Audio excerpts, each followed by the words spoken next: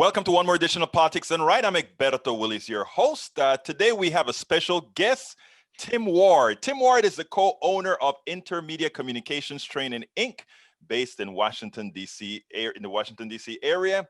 He works with global organizations, helping them communicate better. He is a former print journalist and the author of 10 books, including the latest one, ProTruth, a practical plan for putting truth back into politics. And that's what we really want to get into. This is a book which he co-authored with Dr. Gleb Tsipursky, a cognitive neuroscientist. I'm going to want to hear a whole lot about that. Tim is also board member of www.protruth.org. He is the publisher of Changemaker's book and lives in Bethesda, Maryland, with his wife and business partner, Teresa. Welcome aboard, Tim Ward. How are you doing today, my friend? Hey, thanks. I am doing so well, thank you. I must say, the past couple of weeks, I've been breathing easier.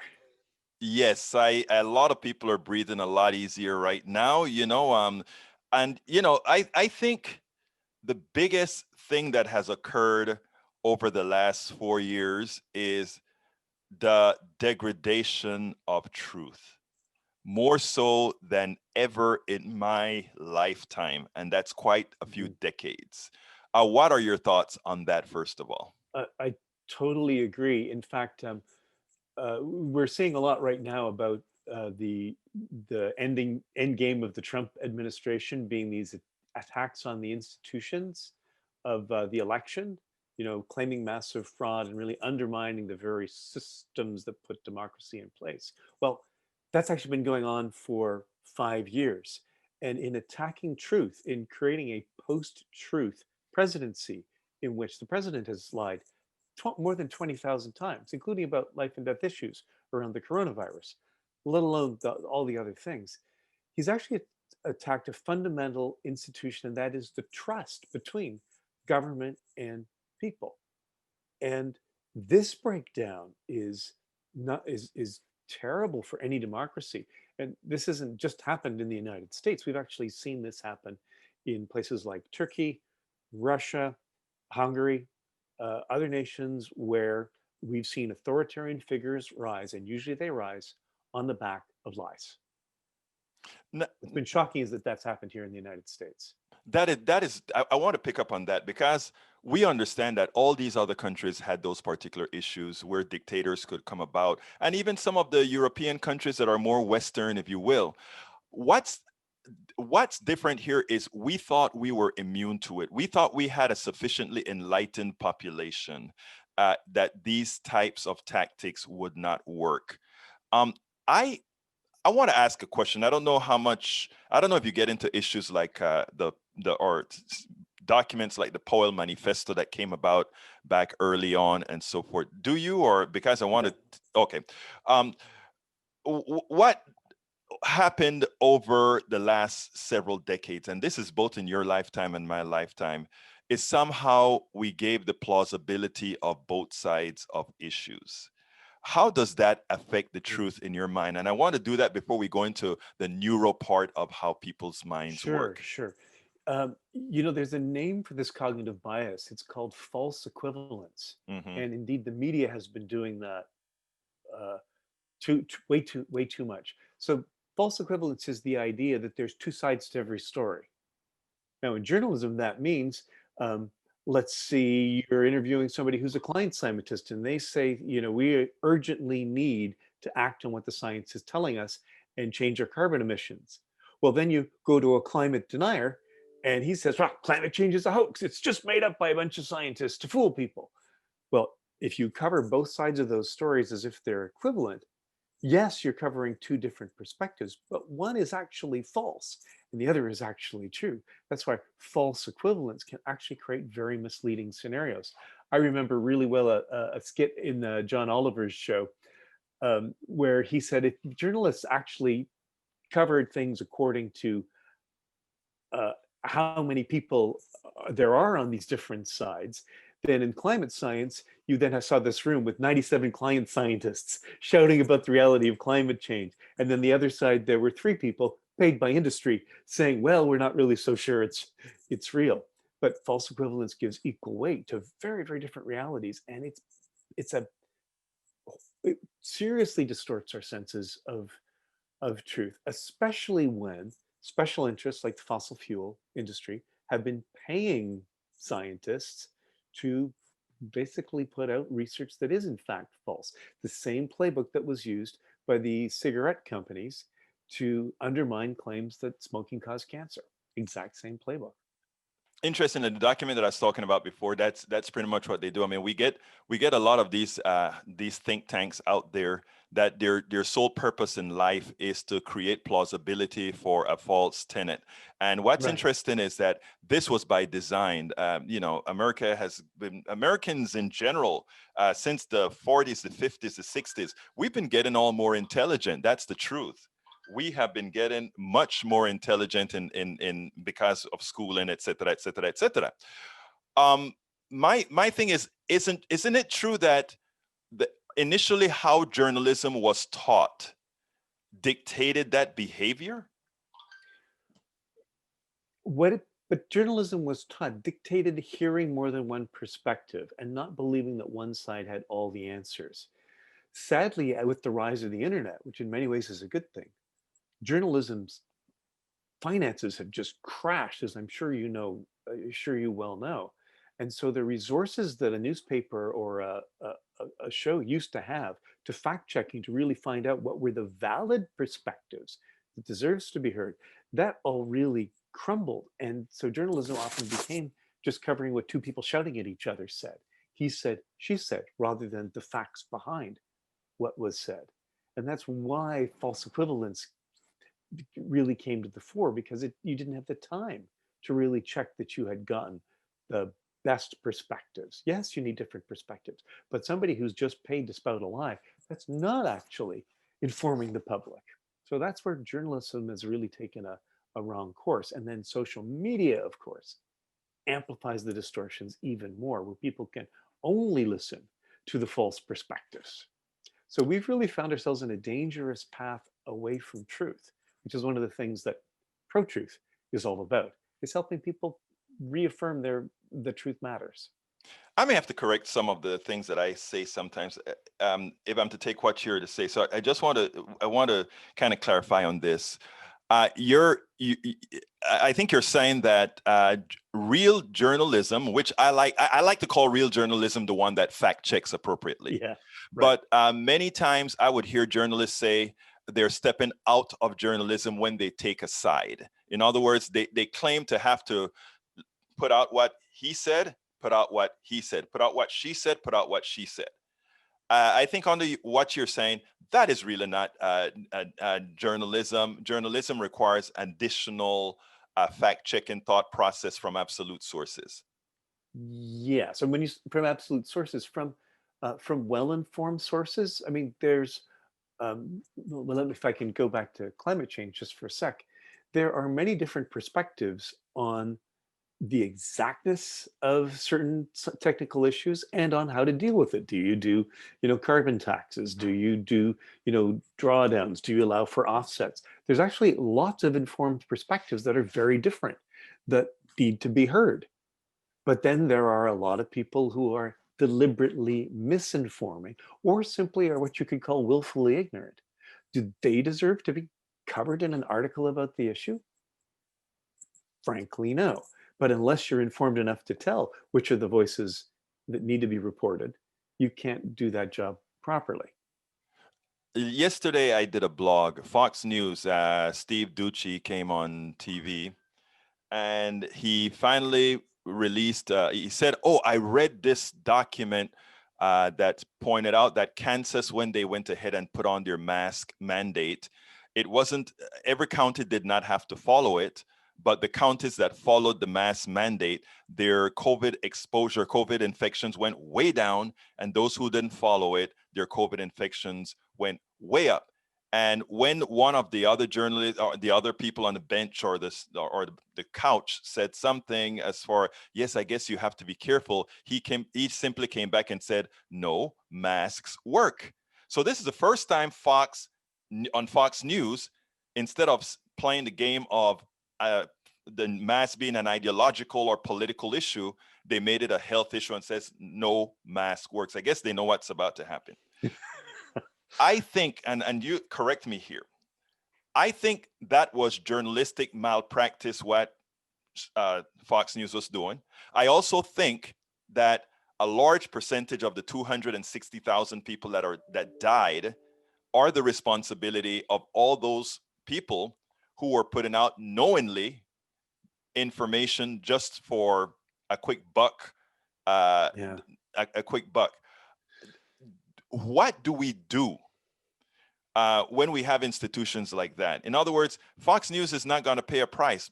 How do we allow our own free airwaves that belongs to us all to be used in that manner with no repercussion after they've killed that many people? Yeah, that is a question really we need to be asking ourselves, both as citizens and in government and in the media. Um, I don't have an easy answer for that. I do think that there is a role for government in regulating deliberate misinformation. And I think that there's an important opportunity for citizens to realize that false information can kill you. And that what some networks, and not just Fox, what some networks and news outlets have been doing is grossly irresponsible. As irresponsible as if they were saying, inject bleach into your system, right? Now, frankly, you could also say that when mainstream media and when even Twitter simply reports what the president has said or what those supporting him have said, simply reports, oh, this person said masks don't help you, or this person, said it's against my individual liberty to wear a mask. If they boldly report that without analysis that really reveals the actual scientific evidence at the time, that's also problematic. I mean, so journalism has been able to step away from accountability for the truth to simply feeling if we report what people said, our job is done. In social media, I mean, Twitter is now putting labels on deliberate misinformation that make you question it, but they're still putting it out there. And I think that is an ethical issue that we as a society have to figure out. How much regulation do you have to do? Frankly, I wish the media would not report tweets. I don't think tweets are news unless we've made a decision that what the president tweets is policy, then it's news. Otherwise, it can just be slander. I think that would be a good, I don't like the middle, but that would be a good middle ground. Simply that social media is not what's reported unless it is policy. I mean, that makes a lot of sense. Okay, Tim, you wrote a book along with Dr. Gleb Sipursky called ProTruth, a practical plan for putting truth back into politics. And there's the book. And not to worry, we're going to have that book on the screen as well when we process this video. But first of all, I think you are a board member of that website, protruth.org. And let me just let you know that politicsdoneright.com and egbertowillies.com was one of the first signer-ons onto that website. Didn't know it was you or anything, but we so believe in the truth that when we saw something like that come about, we wanted to be there as well. So we signed the pledge that you guys put out and the works, because I think that was a good move on y'all's part. Tell us a little bit about the book, first of all. So when Dr. Sipursky and I met each other, we really had this meeting of minds. Truth has mattered to both of us for much of our lives. His work with the ProTruth Pledge was fantastic. I wanted to put out a book that specifically addressed post-truth politics and how a pro-truth movement could be a pushback on it. And really was to my delight to discover that that was his vision, that he was already doing it. I come at it from a communications and journalism angle. He comes at it as a hard scientist looking at cognitive biases and what changes human behavior. And so we each brought our strengths together in this book. It's primarily meant to be a handbook for helping people resist the deceptions of politicians. Lies aren't just random things. Lies are often carefully crafted to deliberately mislead somebody by telling them what they want to hear or what they're afraid might be true. And so learning the different tricks that politicians use and some jujitsu like mental moves we can apply to become resistant to those lies, even actually push back effectively against them, is the heart of the book. And then the second part is about doing that on social media. So you're not just making yourself safer, you're cleansing your bubble, right? And you're spreading better practices throughout social media, which is really what the ProTruth Pledge is all about. Give me some examples as you see it that people use. I always talk about on my show the carnality of the human, and people use our basal instincts to actually get us to do things we otherwise wouldn't have. I don't know if Yeah, you remember that test where inflicting pain or shock on somebody. There are a lot of these types of experiments that people have shown where good people do bad things. So one of my yeah, tenets on my show is I consider all people, sans politicians, good people. And I try to talk to all good people, meaning left, right, anarchists, uh, whatever they are, uh, right wingers, conservatives. I try to give them the dignity of their humanity and right. talk to them. And tell me now, from the reference point of your book, how is it that you get to that? To the dignity of I humanity. mean, yeah, because Yeah, you already stated and you already stated that people undermine our human, and in effect, they undermine our humanity when they use our fears or all these other issues to make us do things we otherwise would not, or believe things we otherwise would not. yeah. So I would say that humanity comes back to the possibility that we have to create trust. And one of the truly remarkable things about a democracy, and really an amazing thing about the experiment that is the United States, is it was based around people with very different political views, different religious views, different views of what was right and wrong, coming together and forming a government that could work together and compromise. Essential to that compromise was an idea that there was a common understanding of reality, a common set of facts. So people with strongly different values could look at those common facts, could share their opinions, and find policies that they could make that they could agree to all be governed by. Truly incredible. So when you attack truth, you attack the one fundamental, that common reality of facts that allowed those different perspectives to sit around a table. So that's why, a common respect for the truth, a common willingness to say, okay, you may have a very different set of values than I do, but we can agree on what the facts are. So let's find a way that we can then compromise and you can get enough of what you want and I can get enough of what I want, that our communities can move forward. Let me When- ask you Let that me with just a, say one more thing on yeah, that. go ahead. When that breaks down, then it just becomes me yelling what my leader says is true, and you yelling what your leader says is true, and whoever's the best liar and whoever's group yells loudest wins. That is democracy. That leads either to authoritarianism or anarchy. And that's the precipice on which the United States has just taken a step back from. Yes, I love the way you say that. That's the precipice that we've just stepped back from, which is so true. Um, or let me see if I can come up with an issue that you're familiar with, Yeah, that we know is in dispute right now, that how you would handle it. And if you're not sufficiently familiar with the issue, just tell me to move on and we'll go to another one. sure. Medicare for all. Okay, shoot. Okay. No, no, no. Medicare for all for 200. No, no. The reason I'm just putting the issue out here, and I want you to take the sides, both sides. Right, right. So um, the debate around Medicare for all is, can we afford it? Which is a value judgment,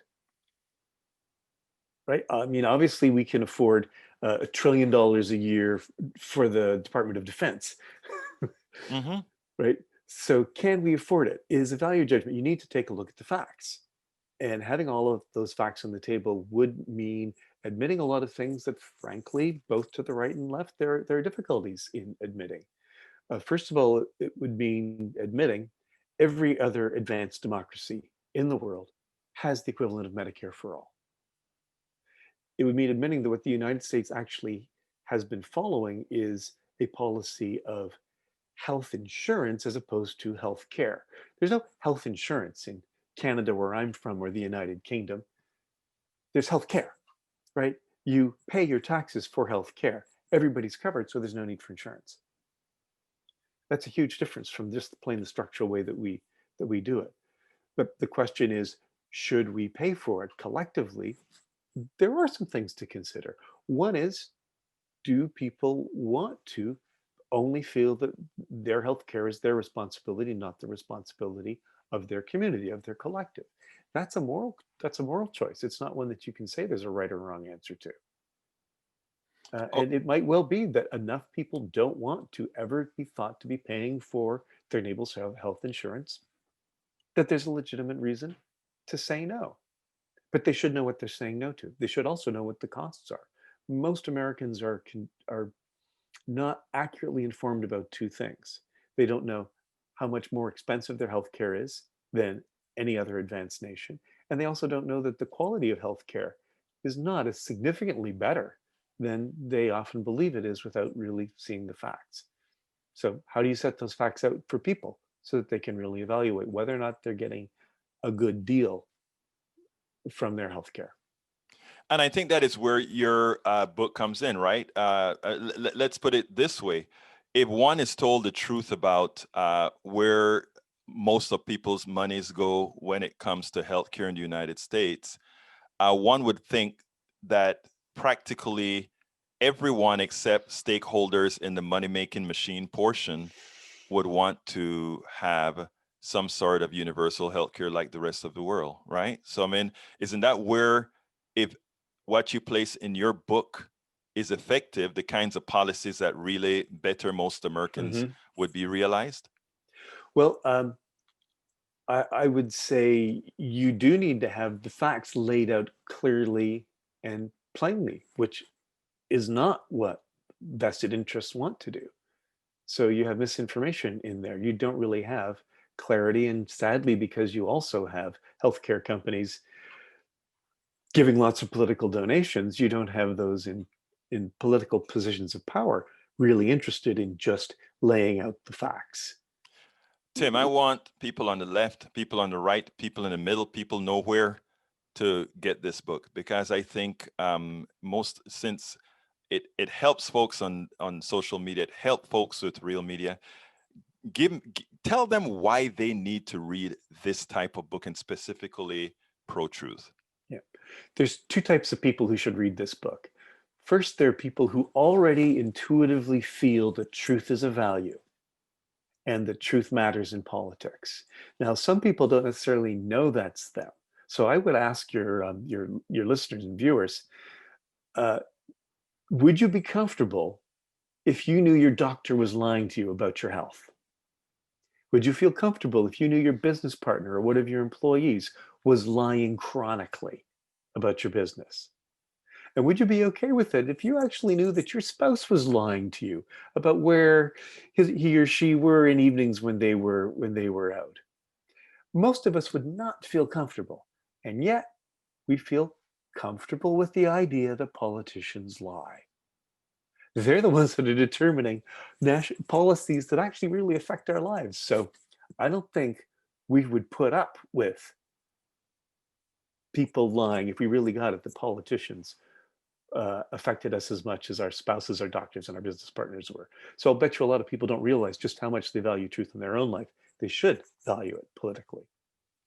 But then there's a bunch of people who maybe they don't really know whether or not truth matters. Our book is good for them because it makes the case that truth is essential in a democracy. And if you lose that bedrock of truth, then you end up with corruption, incompetence, and rising authoritarianism. Look at the last 4 years. That's what we got. And then look beyond it to where Russia is today, where countries like Pakistan and Turkey and Iran are, where truth is not allowed to flourish. It's not pretty. And that's where we head if we don't make truth a political value.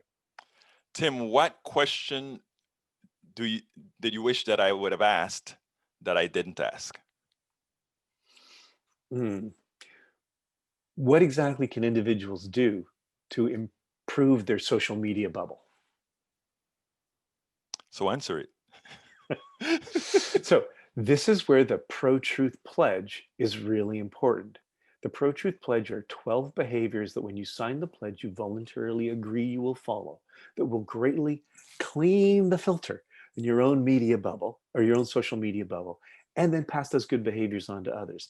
At the heart of it, it's don't pass stuff on unless you fact checked it to make sure it's not misinformation. This means you have to realize that massive amounts of time and money are being poured into creating misinformation deliberately to fool you. Only a naive fool believes that everything that crosses their social media desktop is information to share. Much of it is being designed to lead you into error because you'll click on it, you'll share it, you'll spread it. It's politics, it's foreign powers, and it's commercial interests. So Now, fact check. I Bubble.